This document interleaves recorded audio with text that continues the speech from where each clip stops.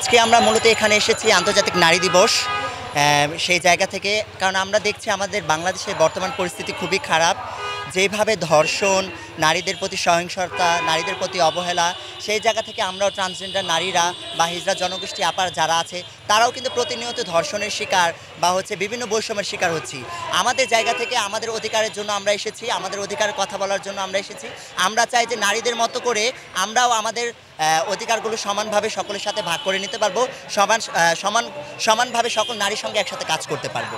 এটা আসলে খুবই খারাপ একটা সংবাদ, কারণ দেখেন যেখানে নারীরা আমাদের মা, এই মায়ের গর্ভ থেকে আমরা জন্মগ্রহণ করেছি, সেখানে একটা ছেলে হোক মেয়ে হোক বা আমাদের মতো জনগোষ্ঠীরা হোক না কেন, এই যে তাদের প্রতি যে এই যে সহিংসতা, তাদের প্রতি যে এই যে নির্যাতন, এটা আসলে আমাদের দেশের জন্য খুবই খারাপ।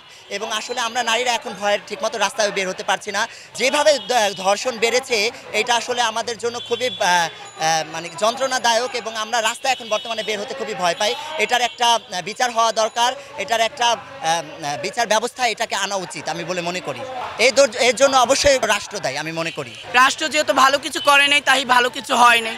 রাষ্ট্র যদি তেমন কিছু চাইতোই যে না, সাধারণ মানুষগুলি যারা সাধারণ মানুষ আছে তারা ভালো থাকবে, তাহলে অবশ্যই সে ভালো কিছু করতো, তাহলে ভালো একটা সিদ্ধান্ত নিত যে কি করা যায়।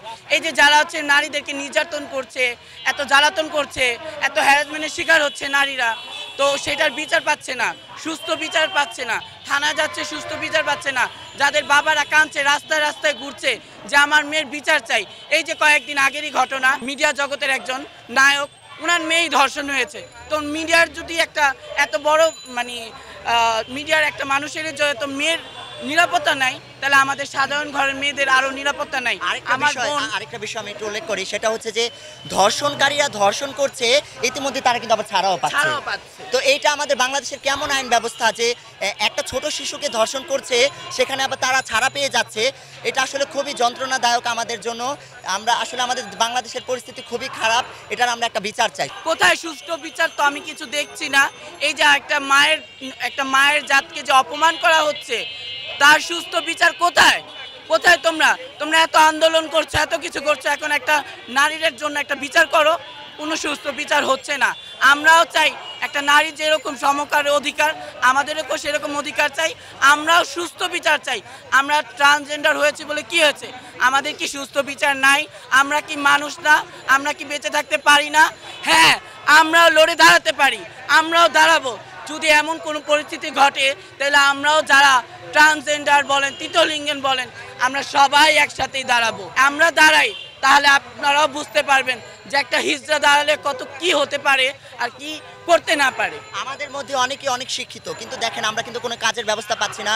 কোনো শিক্ষায় আমাদের শিক্ষার জায়গা থেকে আমাদের অনেক অবহেলা করছে, সব জায়গা থেকে সমাজের পরিবারের মানুষজন আমাদের অবহেলা করছে। আমি যেমন সরকারি সঙ্গীত কলেজে পড়ছি, সঙ্গীতের উপর ডিগ্রি করতেছি, এইটা কিন্তু গণমাধ্যম কিন্তু করতেছে না। গণমাধ্যম শুধু হিজড়ারা রাস্তায় তালি দিয়ে খায়, হিজড়ারা এই করে সেই করে।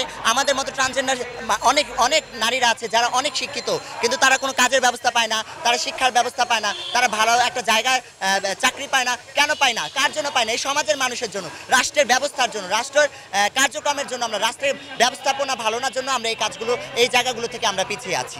আমাদের অবহেলা তো কারা করে রেখেছে? এই সমাজের মানুষ করে রেখেছে, রাষ্ট্রের মানুষ করে রেখেছে, আপনারা সবাই করে রেখেছেন। আমরা তো পিছিয়ে নাই, আমাদের তো অনেক প্রতিভা আছে, আমাদের প্রতিভাগুলো প্রকাশ করার কোনো সুযোগ পাচ্ছে না। কেন পাচ্ছি না? এই সমাজের মানুষের জন্য পাচ্ছি না। আরেকটা লাস্ট কথা বলতে চাই যে আমরা মানুষ হিসাবে বাঁচতে চাই, এটাই আমাদের বড় পরিচয়। লৈঙ্গিক পরিচয়, ধর্ম, বর্ণ এটা কোনো আসল পরিচয় না। সবাই মানুষ, সবাই সৃষ্টিকর্তা সৃষ্টি, এটাই সবার আসল পরিচয়। ধন্যবাদ।